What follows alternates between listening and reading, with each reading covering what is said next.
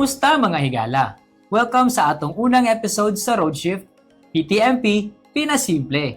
Karon, atong hisgutan ang topic nga dili lang importante sa mga commuters, kundi alang usab sa kaugmaon sa pampublikong transportasyon sa Pilipinas. Mao kini ang Public Transportation Modernization Program o atong ginatawag na PTMP. Mao kini ang dakong pangutana. Unsa man jud ang PTMP? Ug unsa kini kaimportante? Tara, ato kining tukion diri sa Roadshift.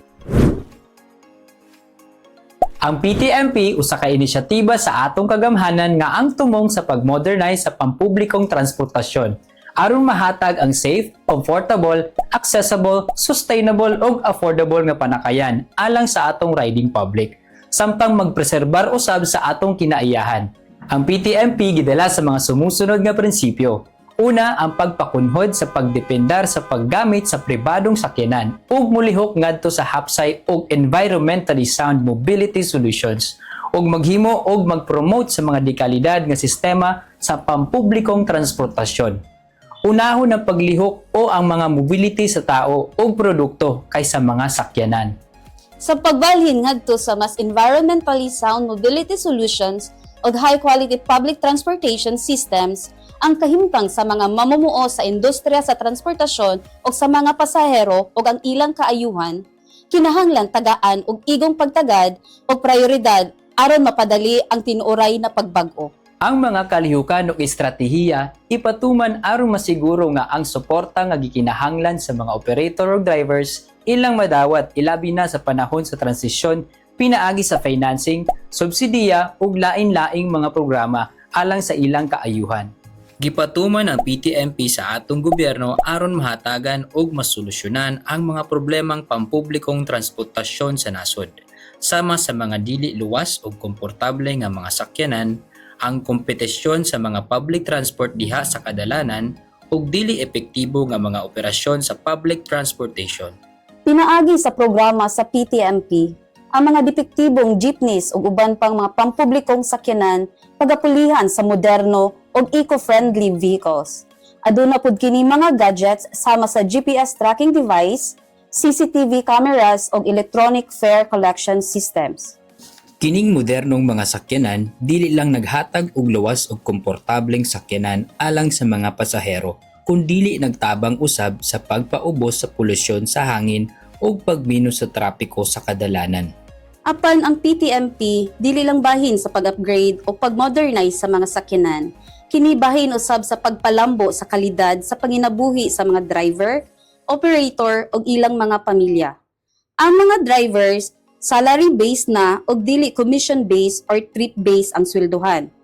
Aduna pud sila social benefits sama sa SSS, PhilHealth ug Pag-ibig. Aduna pod social support mechanism na giandam ang gobyerno alang sa mga displaced na drivers ug operators sa panahon sa transition, sama sa Chuper Escolar ug Entrepreneur Program. Ang atong mga drivers ug operators sa PUV makadawat og libreng skills training sa ilalom sa PTMP.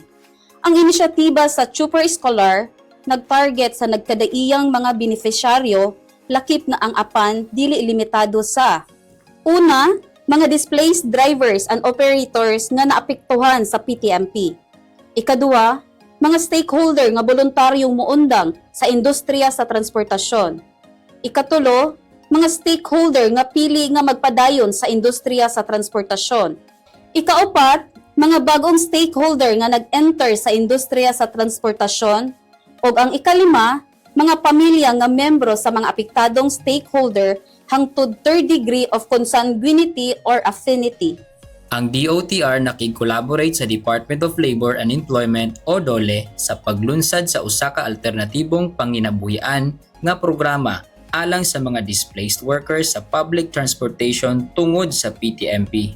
Ang DOTR naghatag og pondo sa programa nga Entrepreneur aron makatabang sa DOLE alang sa DOLE Integrated Livelihood Program o DILP nga nagtinguha sa paghatag og kapital o pagtukod sa kapasidad sa panginabuhian o pangnegosyo alang sa mga naapektuhang trabahante.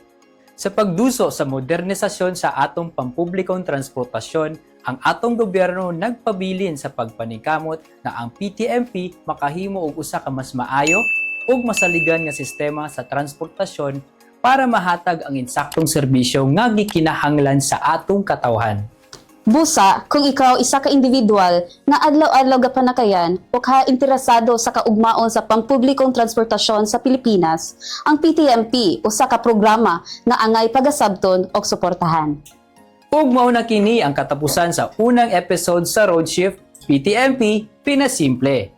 At ang atong sunod nga episode kung diin atong susihon ang Local Public Transport Route Plan o LPTRP dinhi sa atong dakbayan sa Cagayan de Oro. Ayaw kalimti, i-like o i-subscribe ang atong YouTube channel o Facebook page aron masundan ninyo ang tanan updates bahin sa PTMP. Hangtod sa sunod na panagkita, padayon ta sa pagtinabangay alang sa maayong estado sa transportasyon. Daghang salamat mga higala.